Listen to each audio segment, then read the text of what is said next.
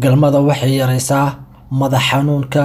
Mar kasta oo aad jacayl u samayso, waxaa kuu degaya xididada maskaxda. Dhammaan dad badan oo sanka ka xirma galmada ayaa ka daweysa san xiranka. Sidoo kale waxay la dagaalantaa wadne xanuunka, neefta iyo xasaasiyadda. Samaynta jacaylka galmada waxaa kuugu kordhaya qurux.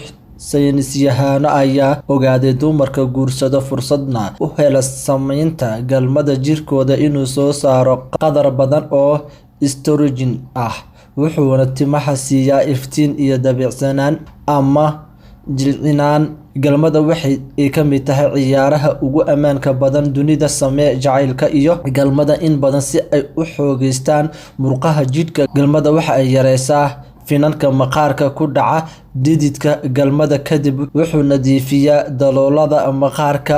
Baruurta ayay gubtaa. Galmada inta lagu guda jiro, sida haddii aad casho lagu cayilo cuntay ka hor waqtiga jiifka. Galmada waa daaweynta rabbaaniga ah ee niyad jabka. Waxay ku siisaa dhiigga abuurista xaalad rayn ama farxadeed. Galmada waxay dejisaa murqaha. Galmada jirka firfircooni dheeraad ah ayay ku kordhisaa. Dhunkashada galmada inta badan ka horeysa waa farshaxan, taas oo ka dhigaysa inaad meesha la timaado ilko nadiifsan. Sidoo kale waxaa yaraanaysa candhuufta iyo qadarka acid oo keena suuska ilkaha gala. Lama soo koobi karo galmada xalaasha ah. Cudurrada iyo dhibaatooyinka ka hortagto sida soo bixidda neefta si joogto ah, wajiga kaduudma iyo miinta noqoshada qofda ah.